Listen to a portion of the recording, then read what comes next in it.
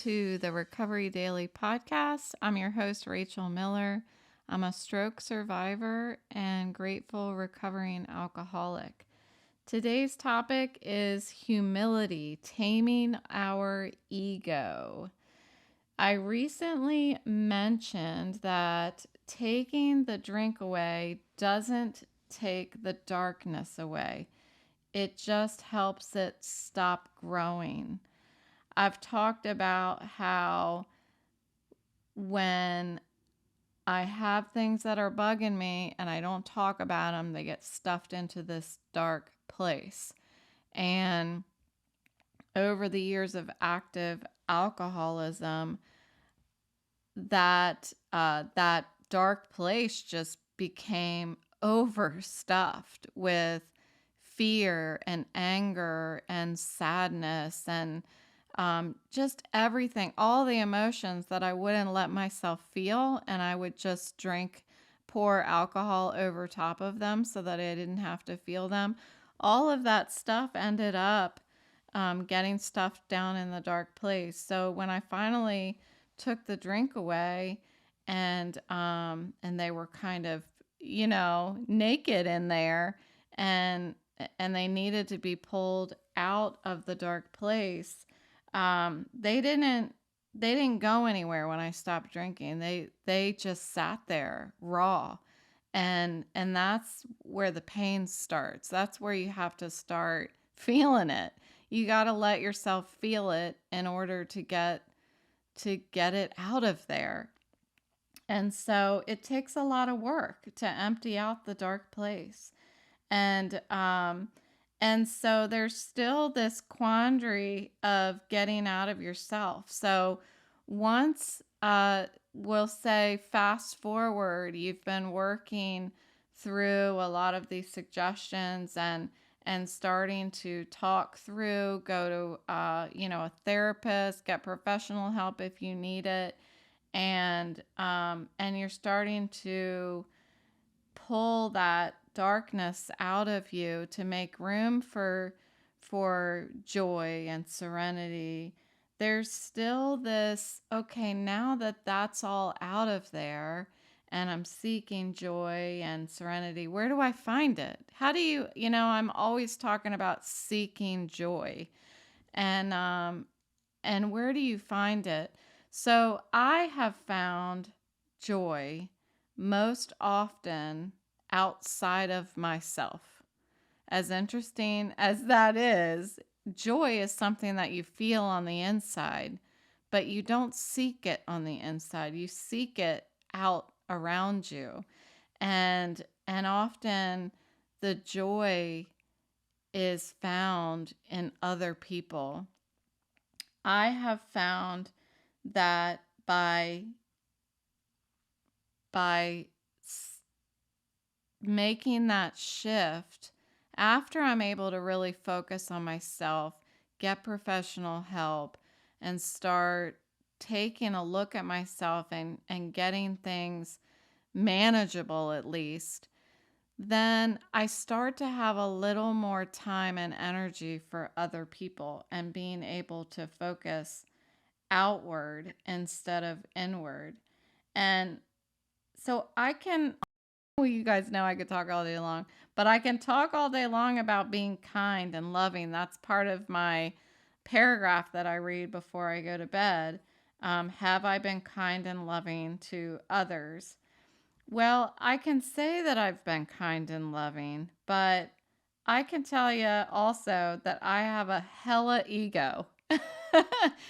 And as much as I think I'm being kind and loving to other people, I do have to really think about what my motives are. When I'm being kind and loving to somebody, am I being kind and loving for their benefit or for my benefit? And I'll tell you, I am a very manipulative woman. I really am. It's my little secret, but I try to check myself and make sure that my kindness and my loving nature is really because I deeply feel love for the person that I'm interacting with. Because sometimes, that sounds really bitchy, but I've talked about how I can be a big old bitch, and so I have to check my motives a lot, and I feel like my ego is like a freaking wild animal. And that's why the title of the episode is Taming Our Ego.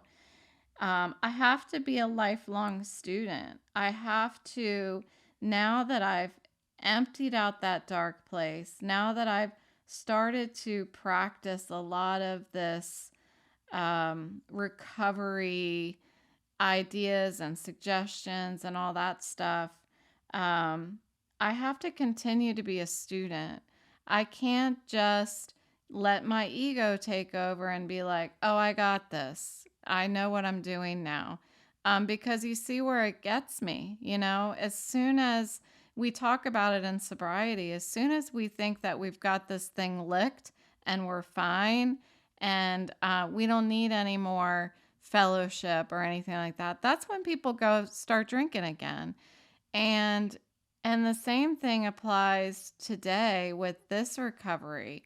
When I have a good day and I think, oh, well, I'm gonna, screw voiceover on my phone. I'm gonna turn on my screen and check my messages. I've got this because I feel better. Well, guess what? I don't feel better. And it hits me like a freaking tractor trailer if I try to um, do this my way, and think that I've got it all figured out. So I'm learning on a daily basis how to take responsibility for my behavior. And that's responsibility for my behavior, how I'm taking care of myself, how I'm taking care of my loved ones, and how I take care of the relationships that I have with people around me, whether they are people that I've known for years, people that I've just met, people on the street, or, my kids and my boyfriend, my mom, my brother, my sister, my dad, my stepmom. I need to take responsibility for my behavior, respond instead of react. And that goes with pausing. I'll talk about the pause all the time. And I need to sacrifice my pride sometimes. I don't have to be right. When I was told this, I think before I even got sober, like, what's the point of being right? Is it like all I'm doing, if I'm interacting with another person and I think that they're wrong and I'm right, and I am dead set on convincing them that they are wrong, what is that doing for them? Well, it's gonna make them feel either stupid or bad, or, whatever the topic is that they're wrong about. And they may not even be wrong. But what is the point of me proving that I'm right so that I make them feel bad? Like, what good is in that? So I feel better, I feel smarter. So I have tried to implement that practice of when I get to a standstill with somebody, a standoff with somebody where I truly, truly believe that they are wrong and I am right, I will be the first one to say, you could be right. Now, that's not what they want to hear. They want to hear you are right. Well, I'm not going to just say you're right. I'm going to say, either I'm going to agree to disagree, or, you could be right. Like, let's move on is what I'm trying to say. Let's move on. Now, the other person, I know some personalities that will not stop if I say you could be right or I'm going to agree to disagree with you. There are some people that will come back at me and won't stop until they prove that I'm wrong. And those are unique. I think they're more unique situations. I can name one person specifically that does that with me. I don't really interact with that person much more than I used to. So it doesn't happen so much, but it is challenging when you have that kind of a relationship. And that's really because that person has an ego that they need to tame. That's what I think. Everybody's sick in some way, you know? So I try to give everybody grace. I try. I'm not perfect though, that's for sure. So in sobriety, we start out by saying that we start out by admitting complete defeat. So this is kind of that situation on a much smaller scale where you're talking with somebody, you're interacting, they think they're right, you think you're right, um, and then deciding for the benefit of the relationship, you are admitting complete defeat. That doesn't seem right. It seems like it's ego stomping, like stomping your own ego. I don't know if that's the right word for it, um but honestly, it's all in how you look at it. Why are you doing it? I'm doing it to keep my relationship with this person healthy. And it doesn't mean that you go around saying, just being like everybody else is right and I'm I'm wrong. I'm not saying that. But you pick your battles. This is like before I stopped drinking, everybody was wrong and I was right. Everybody. And I would argue with you about it because that's all I cared about. All I cared about was this girl and proving that I am as smart as I think I am. And I do know everything. Um, I may not have said that if you asked me, do you know everything? I wouldn't have said that I know everything, but I sure acted like I knew everything. And so in sobriety, we start out by admitting complete defeat and powerlessness over alcohol. That's where we start.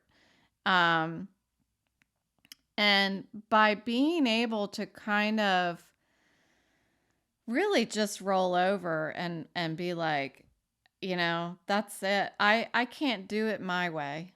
I can't do it my way. So something's got to change or nothing's going to change. Same thing. So that's where it starts, but it takes years to start really understanding what humility means and to get out of self. And just like everything else that I've been talking about, it's practice. And some days I'll do it well, and most days in the beginning I don't do it well. But having the opportunity to work through these 12 steps of sobriety have helped me to learn how to tame my ego. And instead of risking my relationships in order be to feel smarter, to feel more in control, I don't do that as much anymore because it doesn't mean as much to me anymore. I don't need to be right to be joyful. I don't need to be right in order to be serene. I don't need to be right in order to feel like I'm in control of my own life. And that's really all I'm in control of is my own reaction to the world around me. So in sobriety, the first once we admit complete defeat, we make a decision um, to to reach outside of ourselves, to get help, to stop trying to do it my way, to let go of everything that we thought that we knew was best for us, and admit that our life is just unmanageable at this point. And so my way is not working. I don't know everything, and admit my defects. So once we get through being like, I'm not, I don't know everything, then you start being introduced to this idea about how we all have defects of character. And so, this is where I started thinking, man, I wish people who weren't alcoholics had a program like this. And that's kind of the reason why, one of the many reasons why I thought that this podcast was a cool idea, because I'm able to pull parallels between recovering from my stroke and recovering from alcoholism. I always hate saying recovering from alcoholism, because you never actually recover from it. It's ongoing. It's a lifelong journey. But anyway, that was a side note. So,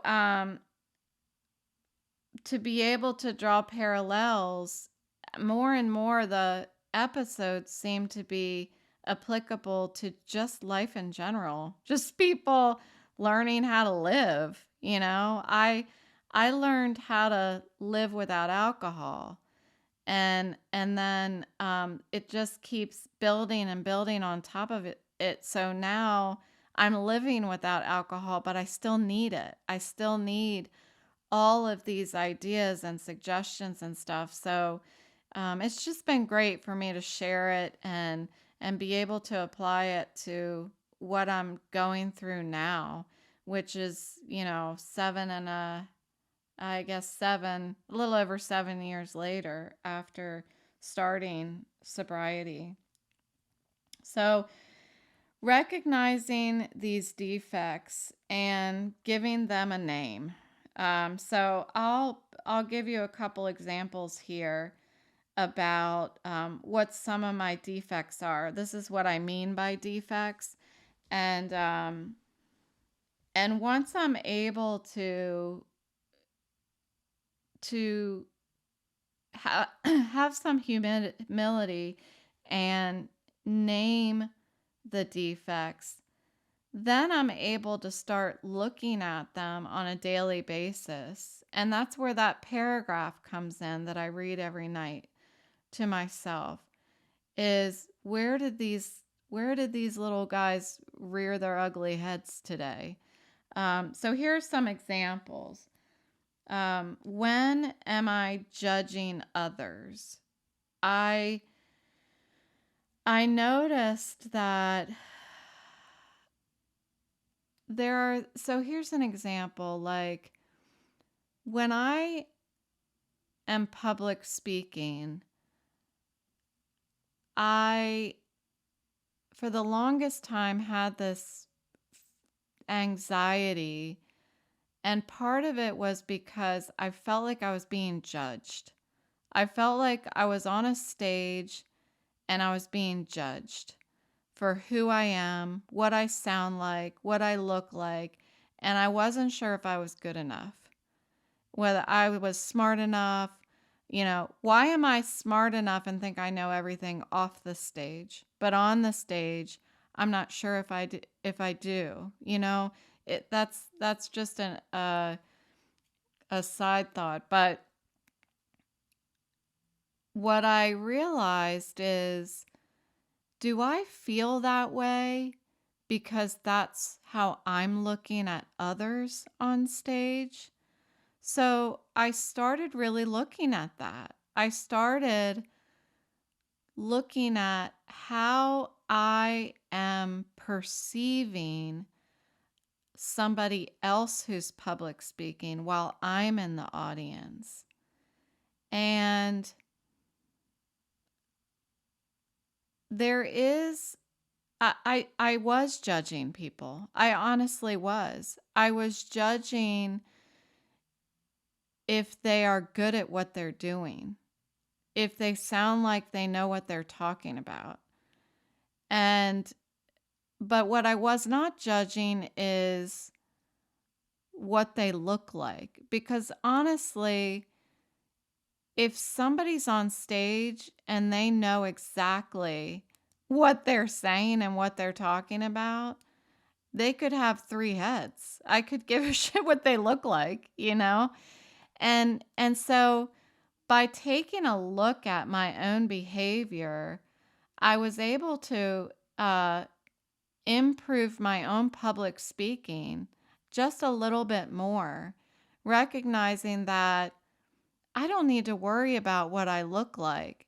As long as I know what I'm talking about, that's what matters. You know what I mean? So by looking at my own character defects, the way that I judge other people helps me to recognize how I can be a better person, if that makes sense.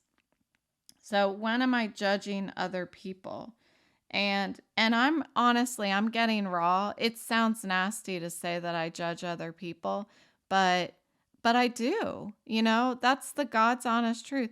I, Honestly, I'm doing this podcast and telling you all that I'm an alcoholic and I'm depressed because I'm recovering from a stroke where I don't have where I have vision impairment. So honestly, I don't have anything to hide. So if I were to tell you I judge other people, that's probably the smallest of my issues being public. So anyway, the second one is, when am I not understanding rather than to be understood? So um, this is the 11th step prayer, which is a part of my sobriety program. And it's also called something else if you go to church. But Saint Francis prayer, I think, is this one. Yeah, Saint Francis prayer. So to understand than to be understood. And this has stood out to me as for me, the most important line in the St. Francis prayer is to understand than to be understood. It's not the most important thing that is said in there, but it's the one that resonates the most with me because I have spent my whole life wrapped up in self and wanting everybody to understand how Rachel feels. You know, poor Rachel's an alcoholic. Poor Rachel, you know, got a divorce. Poor Rachel, uh, all these things. I was going to say had a stroke, but I still feel poor Rachel about that. um, so what I've learned from repeating this St. Francis prayer is it reminds me that it's not poor Rachel, that what it is looking outside of Rachel at the people around me and trying to understand them and what they're going through. And I'll tell you, my heart I feel so much empathy and love and growth by looking outward instead of inward. And so that's one of my character defects that I've been working on. And then the third one, when am I thinking that I'm a better human being than others?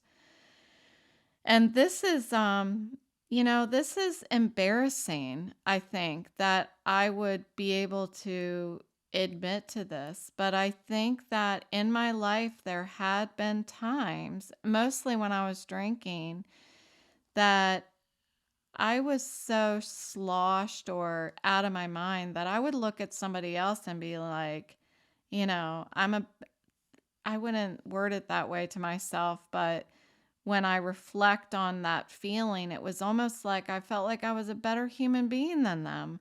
And I'm not. I'm the same. I'm the same kind of human being.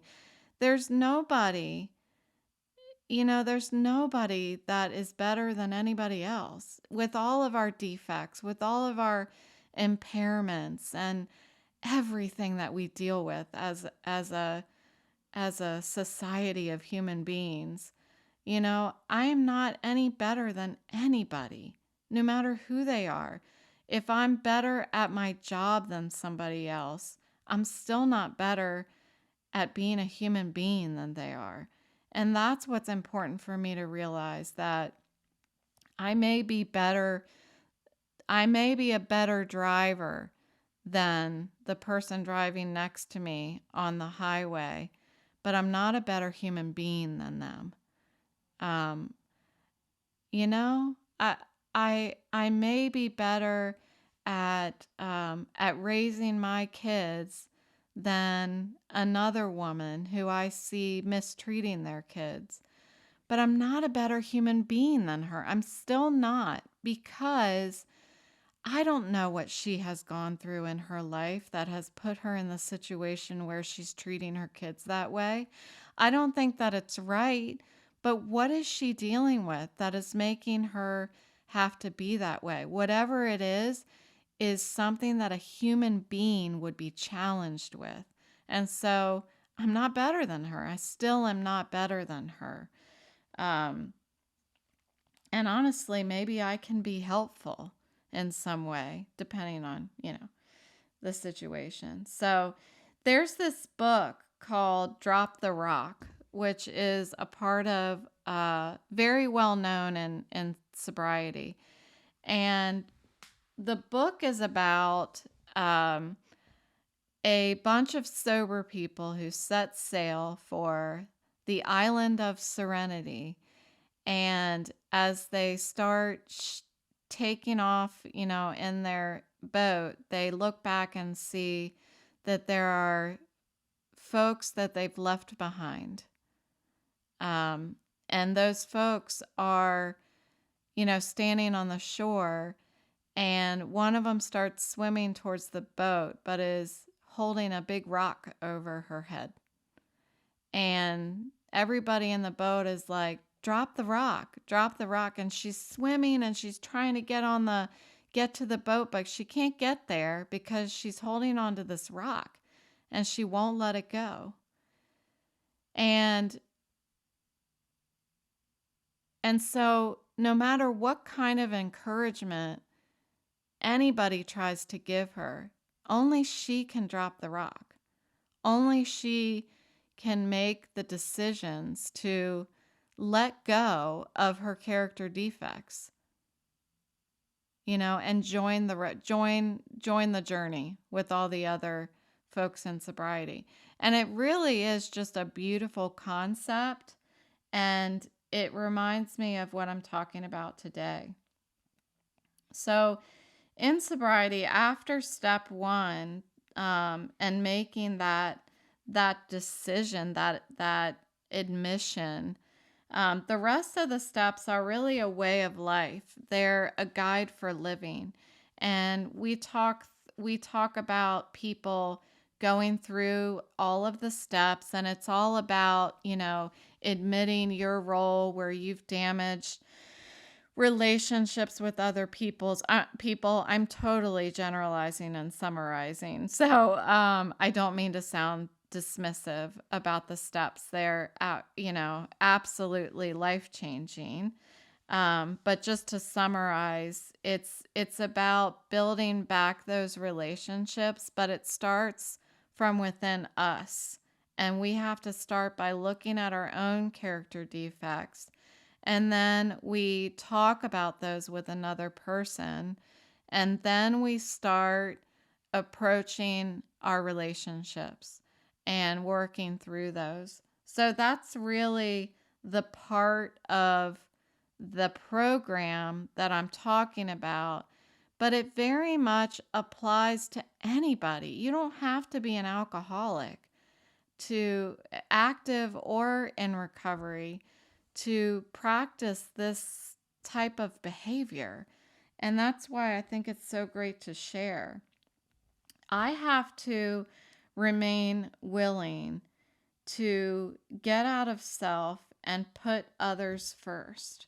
And I think any human being could benefit from that.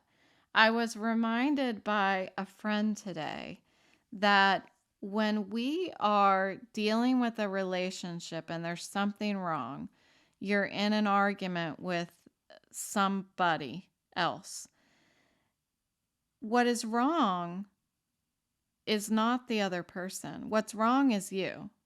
No matter what it is, no matter what argument you're having, what's wrong is within you, because they can't make you feel a certain way.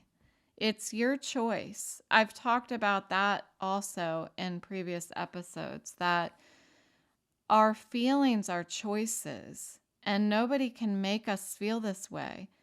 Um, Now, there are extreme issues of abusive behavior. I'm not talking about that. Those types of things, I encourage you to seek professional help and don't listen to this podcast. But and that's, I didn't mean to snicker at the end of that. It's just that it's really important to seek professional help if you're dealing with something that's extreme like that. What I'm talking about is when we're dealing with everyday relationships and somebody rubs us the wrong way. What is wrong is not them, it's within us. And we have to dig deep and look at that. Look at, what is my character defect? What is causing me to feel this way?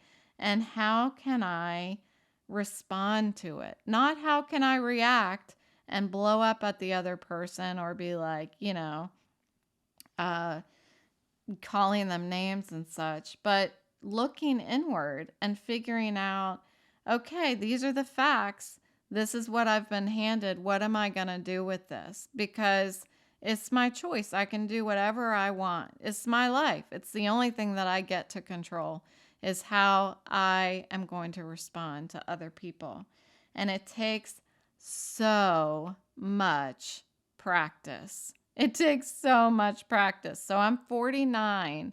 I can't wait to see how good I am at this when I'm 89.